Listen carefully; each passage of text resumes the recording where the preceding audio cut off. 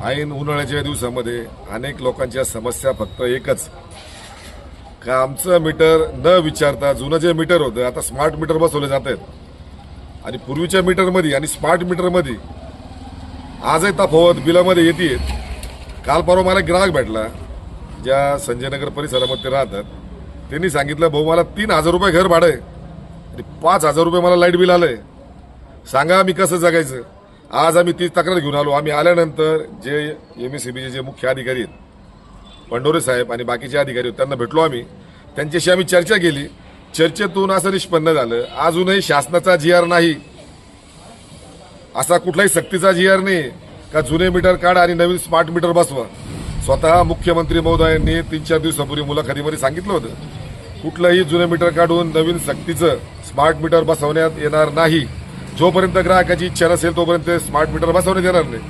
असं सगळं असताना या महाराष्ट्राचे मुख्यमंत्र्यांनी सांगितलं असताना सुद्धा आमच्या कोपरगावमध्ये एमएससीबीचे अधिकारी आणि कर्मचारी मनमानी कारभार करतायत असा आमचा आरोप आहे। हे नदी म्हातारे यांचे 3 फ्लॅट आहेत।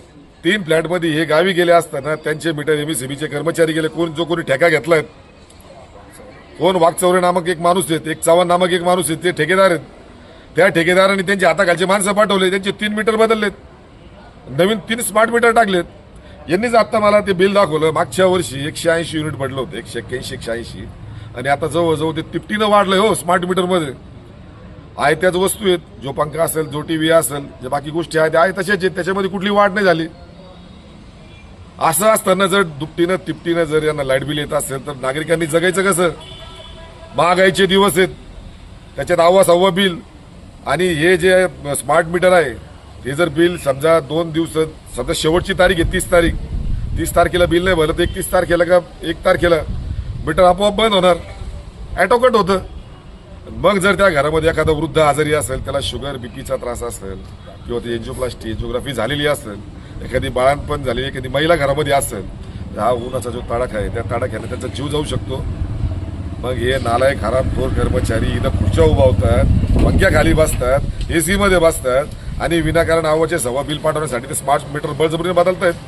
पण आज आम्ही वॉर्निंग दिली, उद्धव बाळासाहेब ठाकरे शिवसेनेच्या वतीनं सांगतो, जर नागरिकांचे तुम्ही स्वतःहून जाऊन जर मीटर बळजबरीने बदलले, नागरिक घरी नसतील किंवा त्यांचे ते दुकानावर असतील घरी कोणी नसेल, जर तुम्ही मीटर बदललेत तर याद राखा तुम्ही अधिकारी, तो कर्मचारी आणि कोण तो ठेकेदार कपडे काढून त्याची गाडीवर आम्ही धिंड काढू। लक्षात ठेवा, न विचारता मीटर अजिबात बदलणे नाही।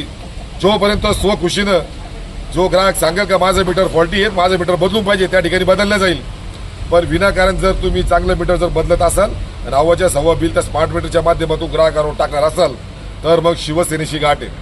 गाडावर तर धिंड काढूच, पण त्याला कळप असतो आणि त्याला कायमचा कोपरगाव शहर, तो अधिकारी असो किंवा कर्मचारी असो, तो या कोपरगावच्या मातीतला पण असो, तरी कोपरगावकरांची जाण ठेवली पाहिजे गोरगरिबाची, नाही तर त्याला आम्ही कोपरगावातून हद्दपार करू।